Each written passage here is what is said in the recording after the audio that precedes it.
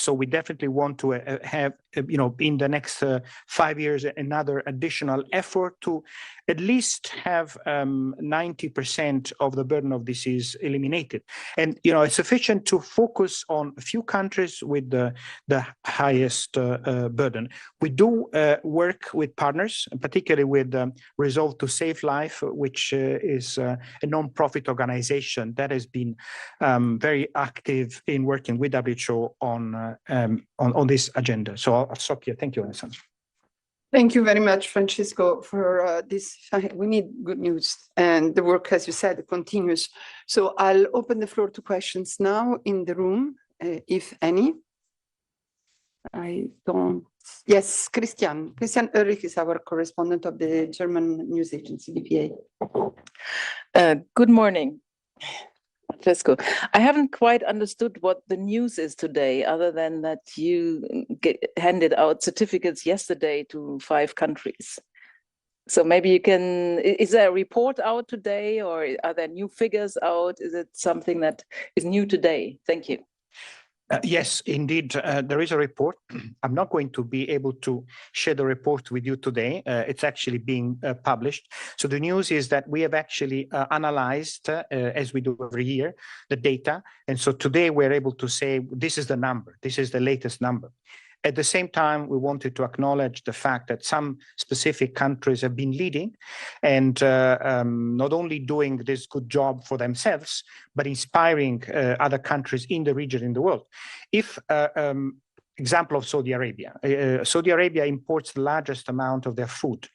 So by having this strict legislation, they're able to stop food at their customs, and they are influencing regionally the country. So we wanted to acknowledge it. So I think the first news is, yes, we've analyzed the data, and I'm going to be able to share the report with you in the next few weeks. We already have actually data published on our website. So if you're interested to have some details about countries and numbers, we can do that.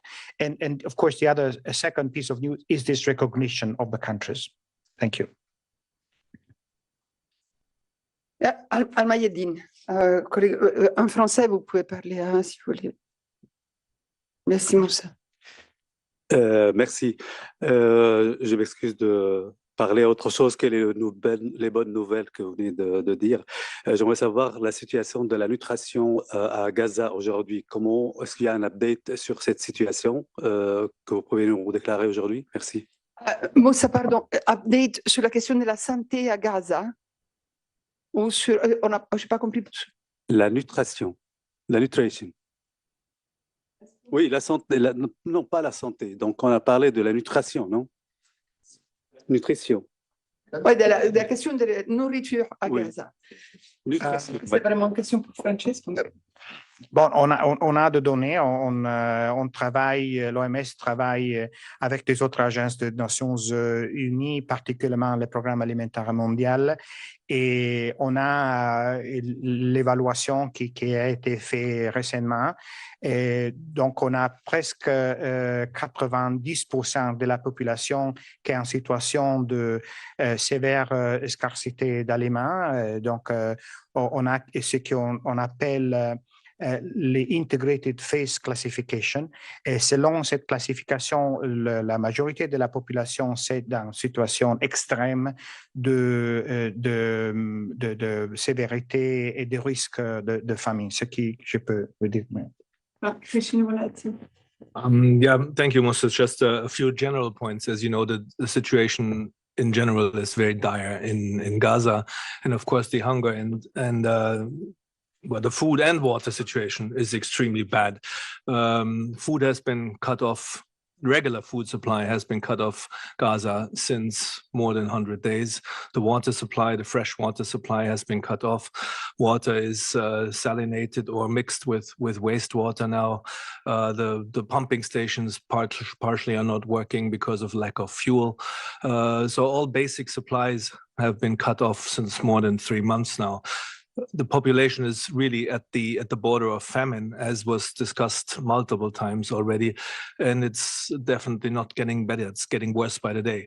We had a convoy just this morning trying to reach Al-Nasser hospital with patients, healthcare staff, everybody there needing food, but the very needy population already before basically took the supplies, as we can call it. This was a self-distribution of supplies, which only shows how dire the needs are, and on top of it, a malnourished and population is very prone to catching diseases, catching infections in a situation where they're cramped together, where housing is scarce, where shelter is bad and needed, and where infections and rashes and diseases just can spread like wildfire. And that's on top of the bombing and the shelling and the collapsing buildings. Any other question to Francesco? I see Lisa Schlein, Voice of America. Lisa, good morning. Good morning. This is not on trans fat. That was yesterday's story. Actually, I don't know whether it's appropriate to talk more about Gaza. I'm interested in following up on the question that was asked and on Christian's reply. So Just one second, how do you want to deal with this?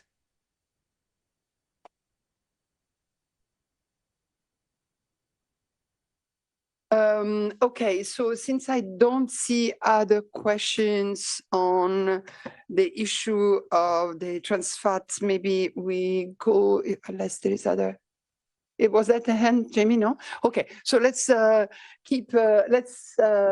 if you want to stay here, no problem, but I'll now turn to Christian. If you have other questions on the health situation in Gaza, please raise your hand, and I'll give the floor again to Lisa first, as she was talking. Yeah, Lisa, sorry, because of the discussion on the floor here, can I ask you to repeat, please?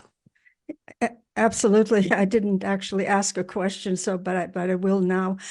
Yeah, regarding the situation that's occurring in Gaza, and you're talking about the dire situation.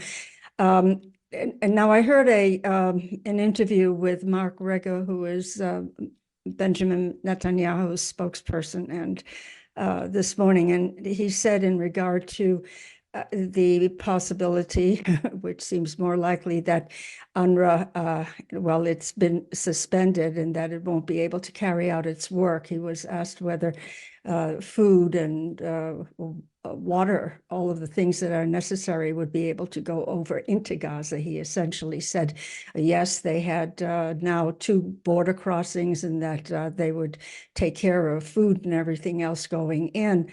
And I'm not going to inject my own view of the situation, but I would like to ask you the question finally.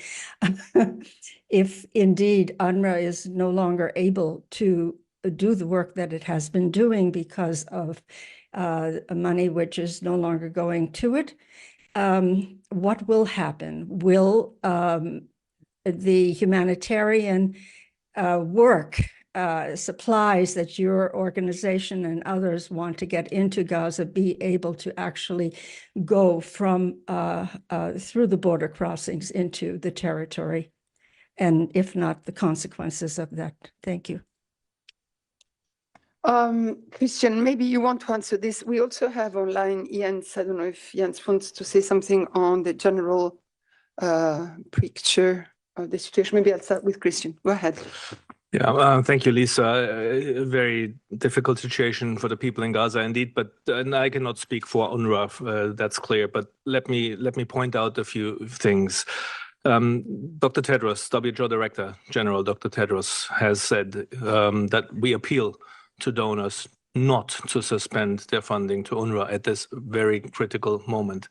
Cutting off funding will only hurt the people of Gaza who desperately need support. And maybe just a few figures in order to put this into context. UNRWA provides vital support to the population of Gaza, including in the health sector. As you may know, and just to put that, UNRWA is in charge of the Palestinian refugees in Gaza, and they're close to half of the population in Gaza is the refugee population. That's what UNRWA is, and who's UNRWA in charge of.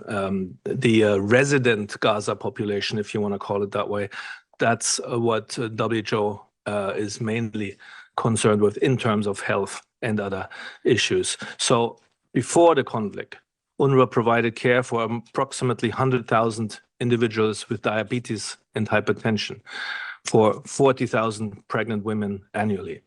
The escalation of hostilities in Gaza made the continuation of such care extremely difficult, as daily life itself became untenable. UNRWA ran 22 health centers before the war, but by January 14, only 6 were still operating. Services provided include critical cases of non-communicable diseases, emergency outpatients, vaccinations for children, postnatal services, and the management of high-risk pregnancies. From 8 October to 31 December, a total of nearly 570,000 medical consultations were provided in the 9 operating UNRWA healthcare centers. From 8 October to 14 January, close to 1 million medical consultations were provided through medical units in shelters.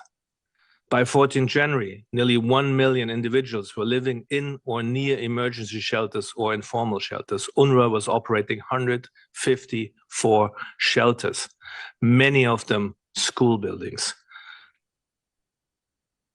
Each shelter has a designated medical team that is composed of a medical officer and a nurse. They focus on outpatient service, dispensing medication, following up with vulnerable IDPs, maternal health, coordinating the nearest health centers for case management, and. So these are vital services.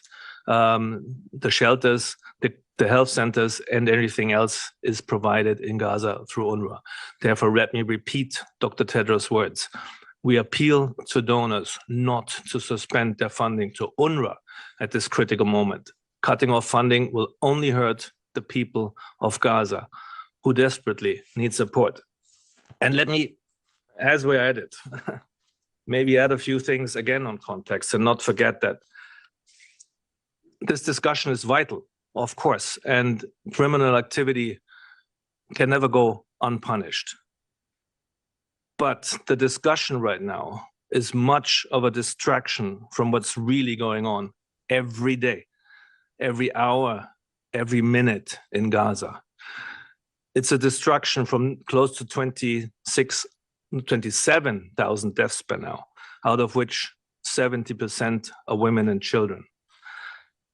It's a distraction from preventing an entire population from access to clean water, food, shelter.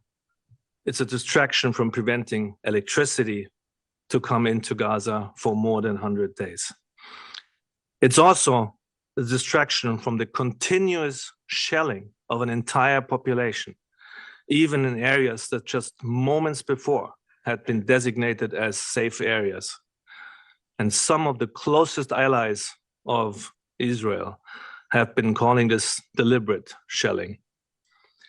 It's a distraction from attacking shelters, schools, hospitals, whatever there is, living quarters, whether they're run by UNRWA, by the Ministry of Health, by WHO, it doesn't matter. It's a distraction. And as important as this discussion is, let's not forget what the real issues are on the ground.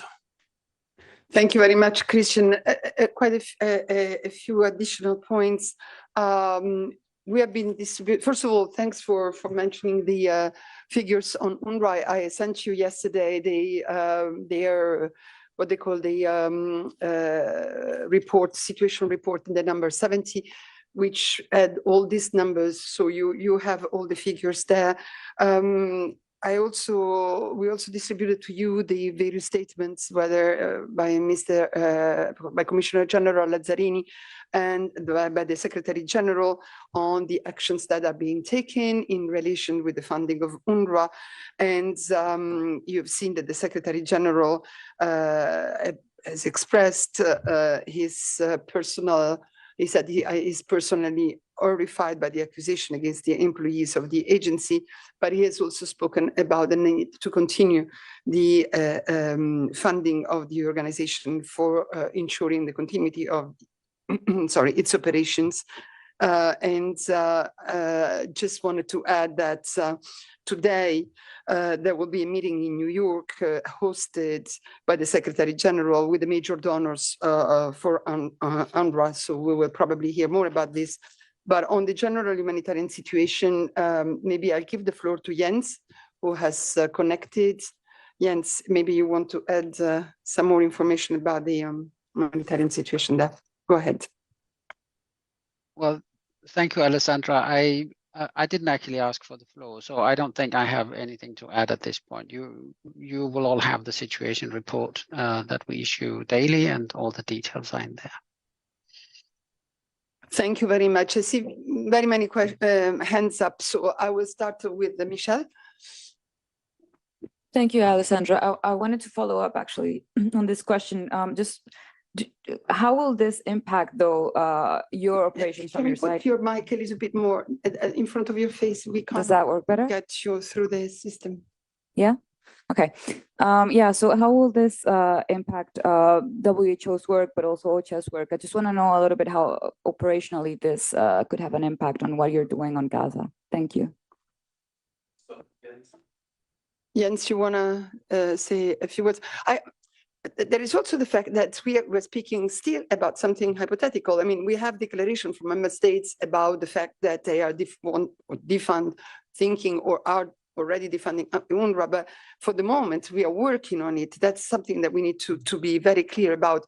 And Sigrid Kahn has been working a lot, and she will report to the Security Council soon. So we're speaking still about something hypothetical. I don't know if OCHA, if Jens, you can say something of what would happen if UNRWA was completely stopped in its operation. But I think it's pretty hypothetical for the moment, but I'll let Jens, of course, say. Yeah, thank you, Alessandra. But I think you touch on the key point today, and that is that UNRWA has not stopped working. UNRWA continues to work. It's the pipeline of funding that is in danger. UNRWA is irreplaceable in the humanitarian operation, as I think was very clear from what Christian said. So I will not go into hypotheticals about what if. I think everybody is working towards ensuring, as the Secretary General said, the core functions of that organization. Exactly, and we will continue doing so. And Mr. Lazzarini has been extremely swift in his reaction, Secretary General too. So let's concentrate on what has happened instead of what could happen. I saw a lot of hands in there. No, there was Emma and then Jamie. Emma? I don't think you'll like my question because it was about whether the WHO and OCHA could scale up if you got extra resources and in the event that UNRWA is defunded. It's hypothetical, but they said it could be in February, which is a few days away. So I think it's a legitimate question. Could you scale up? Well, let me start with this, and I'm sure Jens has something hypothetically to add here. Thanks, Emma. We always said at the whole UN, anything is possible. Any deliveries are possible. Any scaling up is possible. It's not the amount of food or trucks or medical aid or whatever we should need to get in. That's all possible. It's a long process. It's approval of getting convoys in. It's approval of, it's about getting these cleared and checked in time. And then it's, of course, once inside Gaza, which is already very difficult, getting it distributed inside Gaza, getting approvals for convoys to move, getting every item approved, checking for dual use items. So it is really a hypothetical question, but I would say it's not a question for us. It's a question for the powers on the ground. It's a question for the Israelis. Would they allow a scaling up? I have no doubt that the UN in general and WHO would be able to scale up whatever needs to be done. But why cut off a lifeline which is already existing and make it even worse for those on the ground, make it even more difficult to operate? Yes, we would certainly be able to scale up under most difficult circumstances. But again, the question is not for the UN agencies, I'd say, but over to Jens for that. It's for the occupying power. Jamie. Thank you, Alessandra. This question is for Christian. If you could comment on the fact that armed Israeli forces disguised as men and medical workers stormed the Ibn Sina hospital in Jenin today. I don't know if you are familiar with this situation, but apparently they went in and killed 3 Palestinian militants inside the hospital. And I'm just wondering what WHO's position might be on a military raid with people disguising themselves as medical workers to carry out a military operation inside a hospital. And again, it's in Jenin. We're not talking about Gaza, of course. Thank you. It sounds like a horrible story. I have not heard about it, so I cannot confirm or deny anything of this. Any abuse of a medical facility is prohibited. There should never be an abuse in any form or shape or way of a medical facility. But again, just to stress, I have not heard about that incident or rumor or whatever it is. I had seen another hand in the room. Was that Ben? No, it's okay. I answered already. Go ahead. Okay, so let's go to the platform. Nick. Yeah, thank you. Christian, you mentioned, I think that there was a convoy going to Nasser today. Is Nasser now accessible? Does that indicate that that area of Khan Yunis which has been highly conflicted, is the conflict has kind of diminished and you're able to get medical supplies in there? And secondly, I'm just curious, what are you aware of, and Jens might want to comment on this too, what steps are you aware of since Friday's ICJ ruling to actually respond to its instruction to massively increase the delivery of aid? What steps are you aware of that are being taken to follow up on that? Thank you. Thank you, Nick. So yeah, as far as I know, the situation around El Nasser has only gotten worse. The shooting, the fighting around, the difficulty of access for people to reach El Nasser, or the difficulty for leaving. But that's why it was so important that there was finally a clearance or deconflicting in order to reach El Nasser with necessary food supplies. No, I don't believe the situation around Al Nasser has changed. Under our understanding, it's actually gotten worse. As we keep saying, Al Nasser in the south, is what Al Shifa was in the north. It's a highly important hospital remaining in the south, but it's as much under siege and under distress, and turns into a crucial symbol. Catherine. Yes, thank you. Oh, sorry. Yeah, that's right. Jens, you may want to add something. Sorry for the rest of the question. Sorry, Jens. No, that's fine. And thanks for the question, Nick. I'm not aware, and I haven't seen reported anywhere that we should know about the Israelis' plans. Usually you would have to ask themselves. What we do is we report on the situation on the ground. You have the report in your inbox, and I will invite you to draw your own conclusions from that report about whether the humanitarian situation is getting better or is getting worse. Thank you. Catherine. Thank you. I'd like to come back on the trucks and the aid. Christian, can you confirm that 8 trucks have been blocked for the last 3 days at Kerem Shalom by Israeli protesters? Or Jens, I don't know. Both of you can answer the question. And Alessandra, would you kindly be able to send us the link of the meeting, or if we can attend, that is taking place in New York this afternoon? Don't think it's a public meeting, but I will check. Or the info, detailed info that maybe New York is going to publish related to the issue. Sure, if we get more, I'll share it with you, of course. So Jens, on the trucks. Yeah, I don't have any update on that. I believe Stefan in New York addressed that.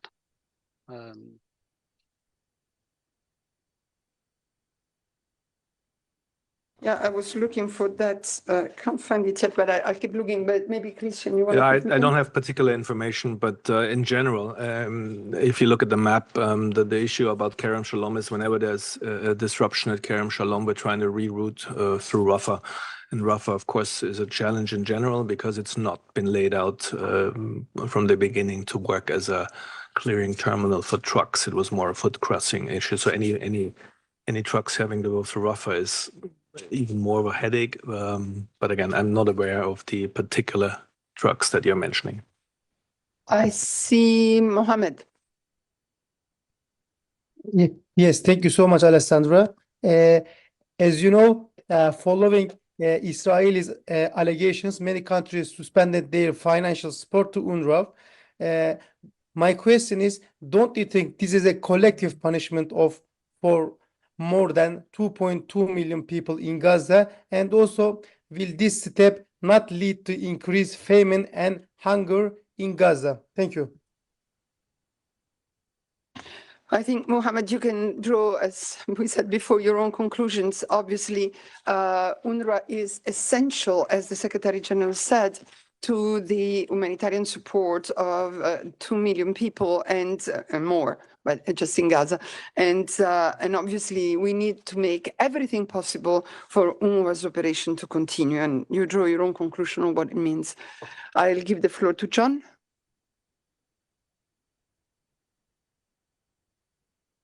Yes, good morning. It's a follow-up to the question by Jamie. I was wondering, and that's to all the reps on the podium from various UN agencies, if you have in the recent past or in the last 10 or 20 years had any incidents in your agencies where the UN emblem was misused by covert operatives in the field, and it led to the death of quite a few humanitarians. Thank you.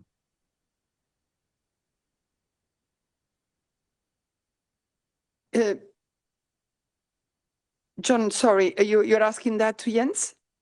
I'm not sure I understood your question. To all the reps, to all the agencies, WHO, OCHA, if they've had cases in the field where the UN was misused by covert operatives. Not on top of my head, John. Thank you for that. I right out of my memory, I only recall abuse of Red Cross or Red Crescent vehicles, or that yes. But to my knowledge, WHO side, but I might be wrong. I don't recall any. Looking at Jens, but no, I mean, I'm not sure I understand the question. If it's something like you're asking if there's been some kind of false flag operation on the UN flag by someone else, if that's the case, not to my knowledge. Okay, thank you very much. I don't see other hands up in the room or on the platform. So thanks for the colleagues who have been updating us on Gaza. I just wanted to say that indeed yesterday, Stefan Dujarric confirmed that there had been blockage for parts of the day of the trucks by the Israeli protesters, but that's as much as we have at the moment. Okay, so thanks, Christian. Thanks to Francesco, who's moving out of the room. And I'd like to go now to my right to OHCHR. Jeremy, you brought us James Rodhaver that our journalists know well, the UN Human Rights Office head of the Myanmar team. James, you are with us from Bangkok, and you are going to brief on the human rights situation in Myanmar ahead of the 3rd anniversary of the coup. So you want to start, Jeremy, and then we go to James? Yes, thanks, Alessandra. Yes, so as you say, we've got James here. He's head of our Myanmar team based in Bangkok. He can take some questions after I read this statement. 3 years after the military launched a coup, Myanmar's ever deteriorating human rights crisis is now in free fall. with insufficient world attention paid to the misery and pain of its people. Amid all of the crises around the world, it is important no one is forgotten. The people of Myanmar have been suffering for too long. Since the end of October last year, their situation has deteriorated even further as a result of the long-established tactics of the military to target them. The High Commissioner of Human Rights, Volker Turk, said today in a statement ahead of the anniversary of the coup on the 1st of February. Pitched battles between the military and armed opposition groups have resulted in mass displacement and civilian casualties. As the military have suffered setback after setback on the battlefield, they have lashed out, launching waves of indiscriminate aerial bombardments and artillery strikes.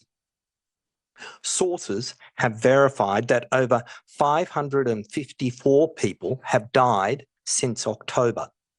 Overall, for 2023, the number of civilians reportedly killed by the military rose to over 1,600, an increase of some 300 from the previous year. As of the 26th of January, credible sources had documented the arrest of nearly 26,000 people on political grounds, of whom 19,973 remain in detention, some reportedly subjected to torture and abuses, and with no hope of a fair trial. Over the last 3 years, some 1,576 individuals have died while being held by the military. Rakhine State has been particularly hard hit since fighting restarted there in November. Many communities, especially the Rohingya, were already suffering from the impacts of Cyclone Mocha and the military's months-long limitation of humanitarian access and provision of assistance. There have now been several reports of Rohingya deaths and injuries amid the military shelling of Rohingya villages. On Friday, the 26th of January, fighting between the Arakan army and the Myanmar military reportedly left at least 12 Rohingya civilians dead and 30 others wounded in Hipon Nyo Liek village, where inhabitants are trapped between the two warring parties. The Arakan army allegedly positioned its troops in and around this Rohingya village, anticipating the military's attacks. The military repeatedly shelled the village, destroying infrastructure. Parties to armed conflicts must take constant care to spare the civilians and civilian objects in the conduct of military operations, which includes taking feasible measures to protect the civilian population under their control against the effects of attack. The international community must redouble efforts to hold the military accountable. The High Commissioner urges all member states to take appropriate measures to address this crisis, including to consider imposing further targeted sanctions on the military to constrain their ability to commit serious violations and disregard international law. A full version of this statement is now available online. I will hand over to James now for any questions.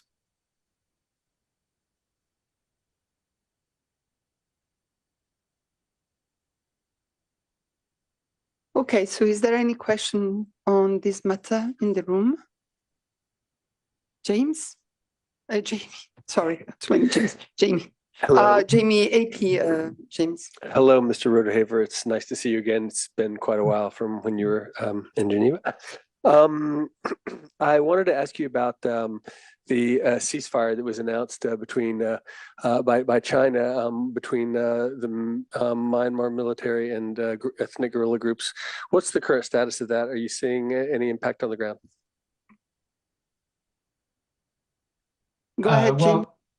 Okay. Thank you very much for that. Well, I guess you'd say that there is one clear impact, which is the fighting has subsided to a large degree. However, there still continue to be airstrikes and some artillery barrages by the military against positions by those three armed groups, the Three Brotherhood Alliance, the TNLA, the MNDAA, and the Arakan Army that have captured a significant amount of territory there in northern Shan. Now, the airstrikes and artillery barrages have been specifically prohibited as part of that ceasefire agreement. And the armed groups have made it very clear that the ceasefire has been repeatedly violated by the Myanmar military and that they are not responding. Now, what is unclear is that are they not responding because there is a larger strategic movement going on right now where these armed groups are repositioning themselves and trying to rearm, or whether they are being ordered by China, who is both their benefactor and of course the broker of the ceasefire, whether they are being told simply not to respond and are accepting their assurances. But it is there are still instances where civilians are being killed as a result of these barrages, so they are still very much a concern. I'd say that the last thing is that, of course, that ceasefire was negotiated with that Three Brotherhood Alliance operating in that northern Shan area. There are other armed groups that still continue to operate in that area as well. And so there's still fighting that is going on, I guess you'd say, in the periphery of that larger area that has been impacted by this Operation 1027 that's been ongoing since the 27th of October last year. So, it's something that is to keep an eye on. I think what the final aspect of all of this and what would be extremely, what we are quite eager to know more about is how these areas that have been captured, how they're being governed, because the armed groups are now very much in control of those areas. In some of the towns and villages, they've handed over administration to the civilian civil servants that work primarily with the National Unity Government. So we're quite keen to see what impact that's had, and also, of course, whether or not humanitarian access is going to expand in those areas, and whether the needs of the civilian population are going to be better cared for. Thank you very much. I look at the room again. So let's go to the platform. Nick Bruce, the New York Times. Hi, James. Good to see you again. Thanks for the notes, the comments. It sounds as if you're saying Arakan Army are pretty systematically using the Rohingyas as kind of human shields in this conflict. Would you confirm that? And second thing is another question. We had a statement from WAMM also saying that they have collected large amounts of data over the last 3 years on the main perpetrators of human rights abuses. In terms of promoting accountability, is there any intention to let us have the names of some of these guys so that the international community can take follow-up action to target them? Thank you. Mm-hmm. Thank you very much, Nick. Well, the first question on Rakhine State, I mean, the situation there is very dire, and it's really the worst case scenario that we feared, and that's specifically because in 2022, there was a 3-month period where Rakhine State, returned to a state of armed conflict, and there were very clear patterns that emerged from the fighting between the Arakan Army and the Myanmar military, and that is that they both actively tried to position themselves so that essentially the Rohingya villages were the battlefield that they chose to fight on. And at the time, that had led to a limited number of civilian casualties, but it led to a lot of civilian displacement. And given that the Rohingya villages that are, the Rohingya population that's still there in Rakhine, and those villages, they are often under very strict movement restrictions. So there are very few places people could flee to.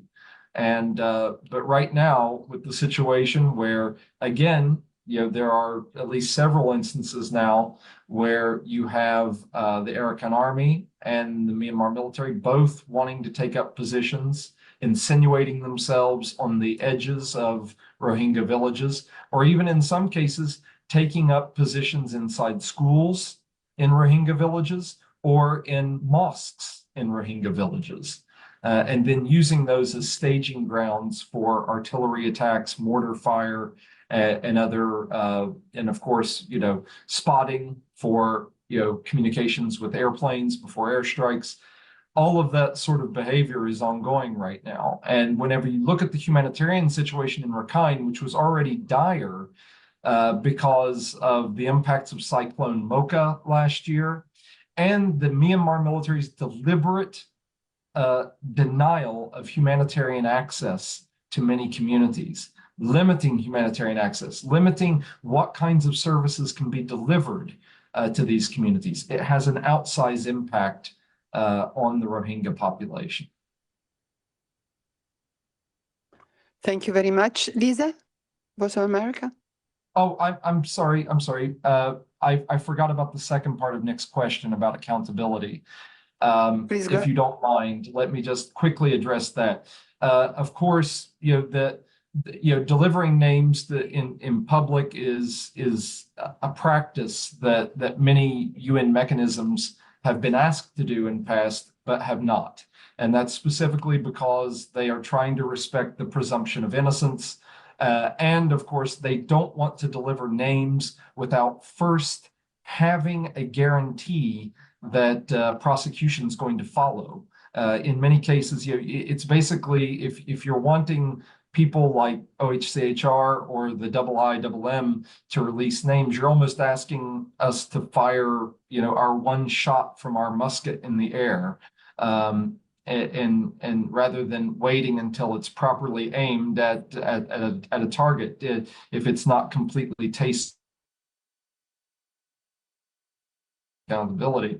But it really is, in the end, I think, up to the IIMM and the prosecutors that they cooperate with as to how and when they will make such names available to the public. But I would say that, it's sort of the gold standard anytime you're investigating these sorts of violations, that you are trying to find out, okay, who are the commanding officers of the forces in that area? Who are the Air Force commanders for the bases or the planes that are conducting these attacks, where they're coming from? So it is something that we always have an eye on to try and ensure that we have the proper detailed information to make the documentation we do as useful as possible for future accountability. Indeed. Lisa.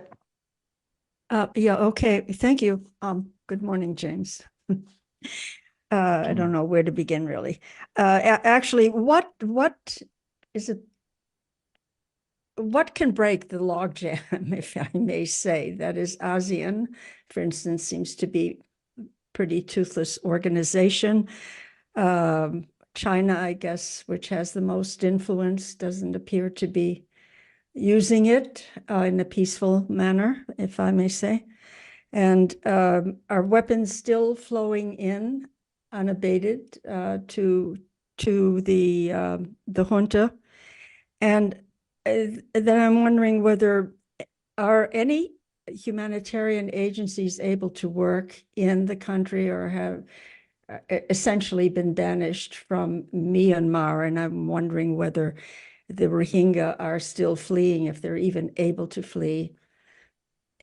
And then I'd like to ask a question to the UNHCR, but maybe I'll do that later after you answer these questions. Thank you. Or should I ask just Is it also on Myanmar? Yeah. Just go ahead. We've got Shabia connected, so I'll let James and then Shabia answer. Go ahead. Okay, Shabia, good morning to you. I can't see you yet, but anyway. If you could sort of speak a little bit about the situation of the Rohingya refugees in Cox's Bazar, whether there's still a lot of pressure on the part of the Bangladeshi government to send them back to Myanmar, even though it doesn't seem to be a propitious time to do that.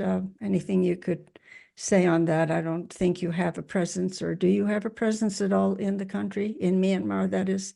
Thank you. Okay, I'll start with James. Shabia is connected. Okay, James. Okay, no, thank you very much for those questions. First of all, on the flow of weapons, it is our understanding. I mean, it's very hard to get reliable data on weapons transfers, but whenever we do get information, it does appear that there are certain arms transfers that still go through to the military. We know that they are reliant on foreign assistance, and particularly in order to both get jet fuel and to get the maintenance services that both their aircraft and some of the more sophisticated artillery systems that they utilize on the battlefield. So they are reliant on foreign technical support in order to keep those systems operational, their planes up to specs and so forth. So yeah, they still are getting foreign assistance for weapon systems. Also, at the same time, though, we are not always sure where they are coming from. But of course, organized crime networks, trafficking networks, both for narcotics, human trafficking, and for arms trafficking are still very active in the country. Of course, China's initial backing of the ethnic armed groups and their offensive in late October was really based around the desire to shut down some of these trafficking networks, primarily human trafficking of Chinese nationals into Myanmar. But of course, the number of victims of trafficking in the country is still massive. I think that the estimates are anywhere from 80 to 100,000 human victims have been trafficked into the country. So it's really a massive problem that still remains, and it's always hard to see where some of these Black economies, how they have their regular sort of transfer points. What is interesting is that as a result of these offensives, many of the border crossing points with their neighbors are now under the control of the ethnic armed groups rather than the Myanmar military. So it'll be very interesting, I think, to see just how that impacts the traffic from China, how it impacts the traffic from Thailand, and then what is the end result of the impact on that, including on humanitarian assistance and its ability to get through borders and to get to the places where it needs to go. The last question you had was just on Rohingya fleeing and on humanitarian operations. Yes, the humanitarian community is still actively trying to deliver aid anywhere where they are still able to get travel authorizations. They're working extremely hard every day under enormous pressures and increasing insecurity. And that includes UNHCR in Rakhine State, even though the flow of humanitarian aid there has really been shut down to a large extent. But I'll leave that for the other agencies to report on. But the Rohingya, of course, have very limited options, which is one of the reasons why so many are looking for any way to get out and into a safe locations. And that includes even, trying these very unseaworthy boat routes, either, directly from Myanmar or out of Cox's Bazar. But I'll leave the rest for my UNHCR colleagues to discuss. Thank you very much. Yes, Shabia. Thanks, Lisa, for your question and good morning to everyone. No, it's a very pertinent question. There are about a million Rohingya refugees still hosted in Bangladesh, and they continue to support them generously. But we know that this is a protracted situation. Humanitarian needs continue to accrue with all the pressures. So what's really important is for support to be sustained to the Rohingya that are outside their country and in Bangladesh. So I think that's really a really critical point to make. And yes, as part of the broader UN footprint, we are present in Myanmar and also providing assistance. Thank you. Yes, Philippe Motaz. Yes, Philippe Motaz, the Geneva Observer. At the end of the day, your action is predicated about your funding. Any concerns about the confirmation that the liquidity crisis is severe and will be lasting? That's a question to you in Bangkok. And more generally on that same issue, Alessandra, how are you coordinating this whole thing with New York, the decision, the hiring freeze, et cetera, the mechanism on Myanmar affected by it, or in Syria, or OHCHR comes to you and says, this is mission critical. We need absolutely to hire people. We need new services. How are you coordinating this with New York, and who is in charge here in Geneva? Thank you. Maybe I can just answer this question first very quickly. There is no coordination of this kind in place. I mean, the Secretariat as a Secretary General is sitting in New York, has a controller who is in charge of making the house run. They are taking the decision. We are just applying them here at the UN office for what concerns the UN office. The agencies have got their own budgets, and we are just implementing and tailoring the decisions that are taken to New York.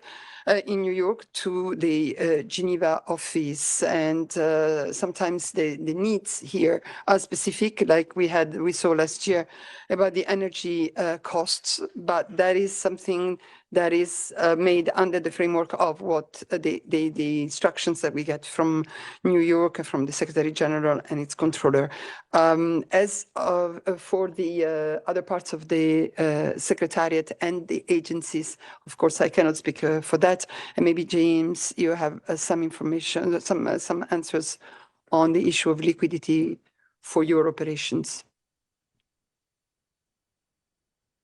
Well, I mean, the information that I can give is that we get most of our funding, almost all of our funding is from extra budgetary sources. We have to directly appeal to donors to help support my team, and or else we could not operate, and that includes the vast majority of people that we have on the ground that are trying desperately to gather information remotely, and it's a very labor-intensive process, and so it's not ideal to be entirely extra budgetarily funded, but I would say that it puts us in a better position right now than we would be if we were funded by the regular budget. So it's a sort of a double-edged sword in this case, but we seem to be on the right side of the blade. Thank you very much. Yeah. Yes, Philippe. A quick follow-up. Did it have any impact on the SHP? Sorry.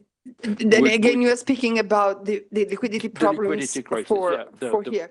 To the best of my knowledge, the Strategic Heritage Plan has been decided and funded a long time ago by a separate decision of the General Assembly.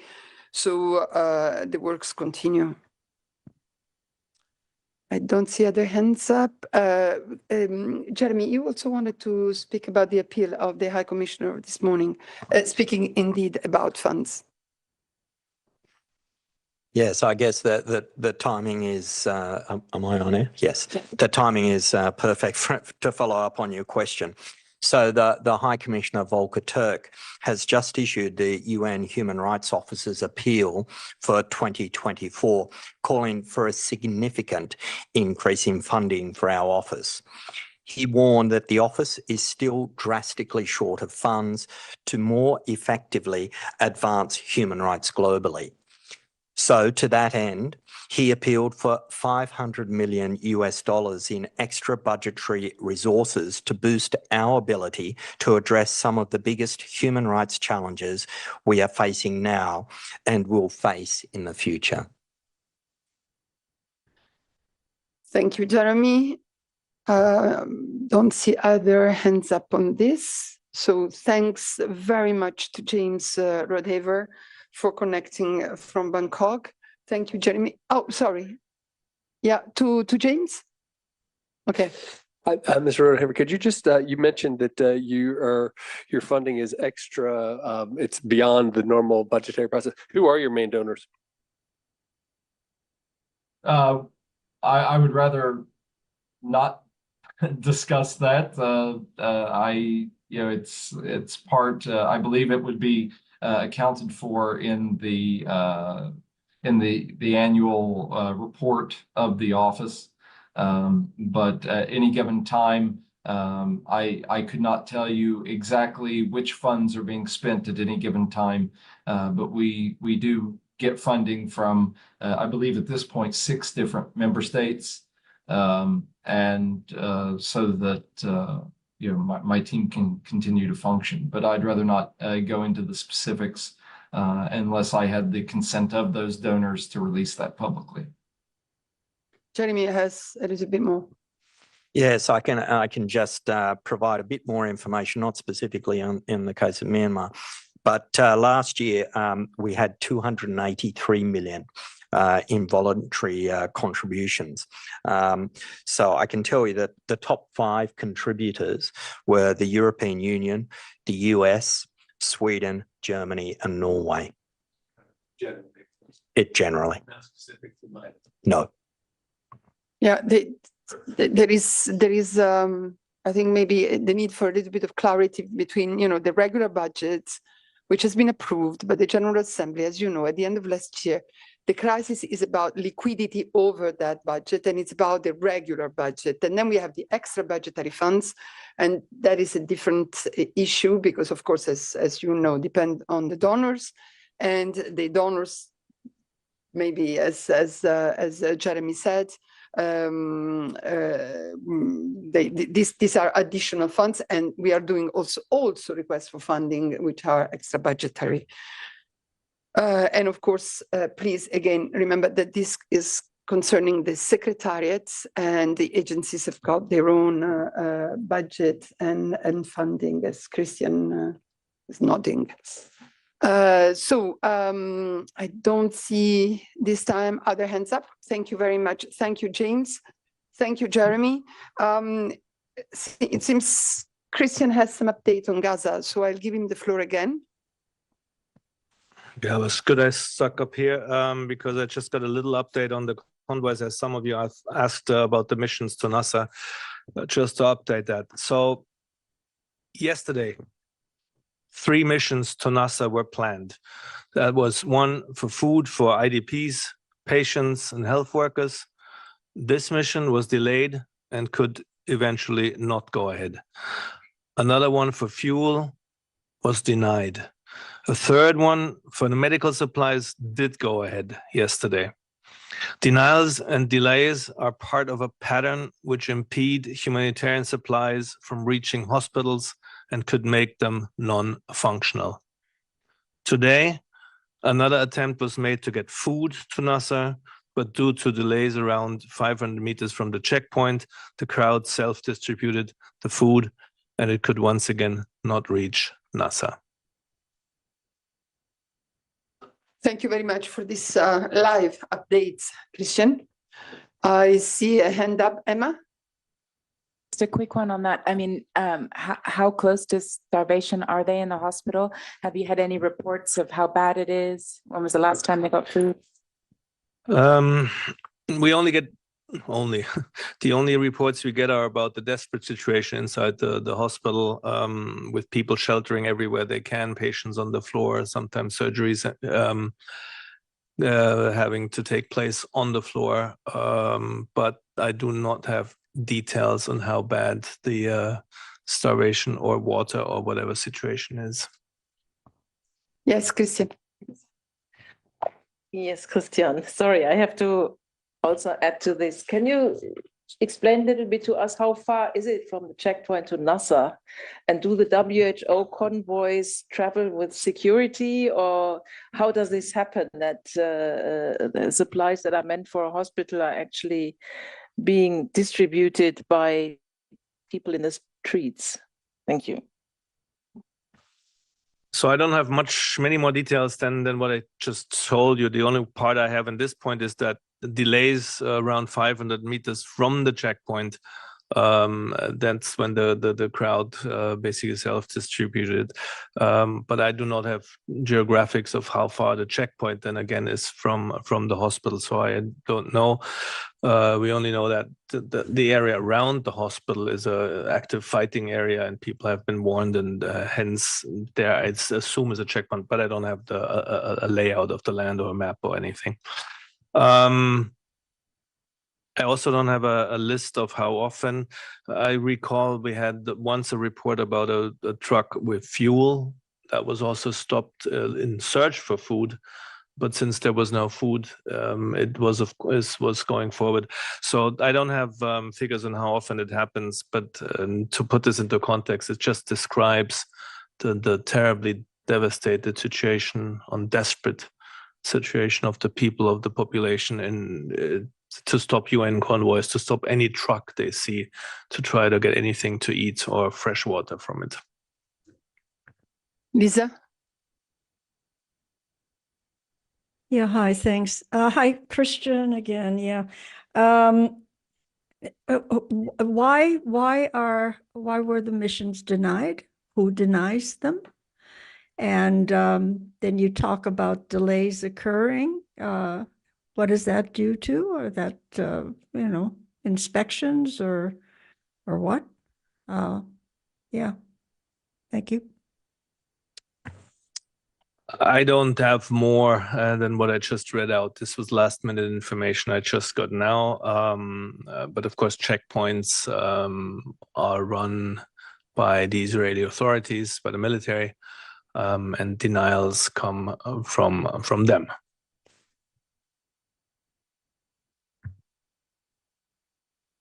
Don't see other hands up. Let me see on the platform, it's fine. So thank you very much. Before we let Christian go, you just have 2 quick announcements of press conferences. Yeah, just briefly, very different topics. As you've got the invites already, so it's just a reminder of today's embargoed virtual press conference on World Cancer Day. That's happening at 2 o'clock, again, an embargoed one. You got the invite ahead of World Cancer Day on 4 February. The International Agency for Research on Cancer, IARC, will release the latest estimates on the global burden of cancer. And WHO will publish a country survey showing how a majority do not provide adequate cancer and palliative care. The second, right after that, is at 3 o'clock, a virtual press briefing, the opening press conference of the Global Tobacco Controlling Governing Bodies, the Conference of the Parties number 10 and the meeting of the parties number 3, which will start on Monday in Panama. And it's about all the main tobacco control decisions being taken care of. So 2 o'clock and 3 o'clock today. Thank you very much. Thank you, Christian. So thanks, and I let you go this time for real. Let me turn to my right, Catherine Wissou is with us, also for the announcement of a report. Oui, et on va rester dans l'enfer de Gaza. Je parle en français, mais mes notes seront en anglais. Demain, donc, la conférence des Nations Unies sur le commerce et le développement publiera une évaluation rapide de la détérioration sociale et économique à Gaza depuis le début de l'opération militaire le 7 octobre 2023. Le rapport quantifie la perte en PIB, les délais auxquels on peut s'attendre pour la reconstruction de l'économie gazaoui, les effets durables sur la pauvreté et les dépenses des ménages. Il brosse un tableau impressionnant des défis à venir en matière de développement. Nos experts ont utilisé des images satellites de pointe et des données officielles pour estimer le niveau actuel de contraction de l'économie.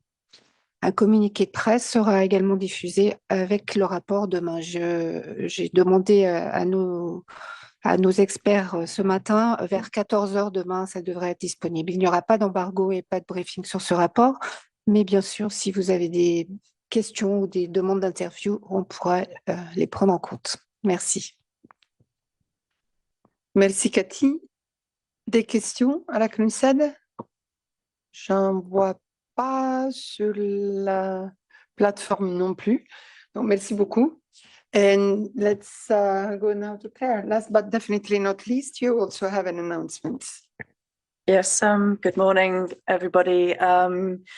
We sent out a press release this morning. The World Meteorological Organization has officially confirmed a new record temperature for continental Europe. This was 48.8 degrees Celsius, converted into Fahrenheit, that's 119.8 degrees Fahrenheit. It was recorded in Italy on the 11th of August, 2021, at an automated weather station in Sicily. And the findings were published today in the International Journal of Climatology. Why did it take so long for us to verify this temperature? The investigations like this one are very, very lengthy procedures. We want to get it right. They are very painstaking because it is important that we have confidence, the world has confidence that our global records are properly measured, that they are verified. And why does it matter? It matters because the extremes that we are sort of monitoring, verifying, they're a snapshot of our changing climate. And this is a quote from the WMO Weather and Climate Extremes Rapporteur, Professor Randall Cerveny. He said, the extremes presented before the WMO for adjudication are snapshots of our current climate. It is possible, even likely, that greater extremes will occur across Europe in the future. When such observations are made, new evaluation committees will be formed to adjudicate these observations as extremes. We do have a number of ongoing investigations, and one of them, which will be coming up hopefully in the next few weeks, is into whether Tropical Cyclone Freddy did indeed break the record last year as the world's longest lasting tropical cyclone. So we don't do this for fun. You know, it is a very, very important way of record keeping of our changing climate. And just separately, we sent out a press release yesterday just to say that the World Meteorological Organization has appointed Co Barrett as Deputy Secretary General and Thomas Asari as Assistant Secretary General. Co Barrett is currently Senior Advisor for Climate at the US National Oceanic and Atmospheric Administration. Those of you who follow climate policy, climate science closely will also know that she used to be Vice Chair of the Intergovernmental Panel on Climate Change. And Thomas Asari is currently Controller and Director of the Division of Financial and Administrative Management at UNICEF. So they will join WMO and complete the leadership lineup under Celeste Saulo. Thanks. Thank you very much, Claire. Let me see, Jamie. Good morning, Claire. Thank you for that. I know that there's been some projections about the likelihood that the world will see record high global temperatures in the next 5 years, 10 years, there were numbers. Today, you're specifically talking about Europe. What can we say about projections, or what has WMO said about projections for Europe specifically being vulnerable to a new temperature record? Is there anything that's been said on that? The World Meteorological Organization last year, when we released the provisional state of the global climate report, and we confirmed it in January, said that 2023 was the hottest year on record globally. And we've said at the time that given that we are now in an El Nino year, and typically El Nino has its biggest impact on temperatures the year after its development. So it is possible, and this is what Professor Saulo has also said, it's possible that we may have a new global temperature record again this year. For Europe specifically, we will be releasing a report in April on the state of the climate in Europe. And whilst it will look back to 2023, obviously there will be some comments which are salient for 2024 and the future.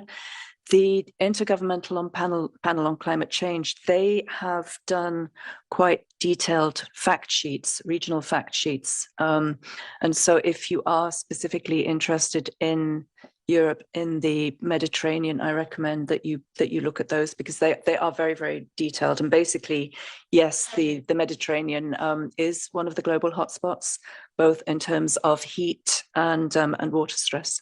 And that's from the IPCC. Okay, so other questions for WMO? No, I don't see any. So thank you very much, Claire. This leaves me only with a few announcements. We have already given you the information about the Committee on the Elimination of Discrimination Against Women. They have started the review of the reports. Today it's Niger, but as I told you at the last briefing, Tajikistan, Italy, Turkmenistan, Greece, Oman, Djibouti, and Central African Republic are next in line. The Committee on the Rights of the Child will have next Thursday afternoon a meeting with the state parties, and then they will close on Friday their 95th session. And this is basically what I have for you. Just to remind you, and I think we needed that from the 1st to the 7th of February, the international community celebrates World Interfaith Harmony Week. And I think we have a lot of need of that. So thank you very much to you all. And I'll see you that would be Rolando. Bon appetit. Thank you.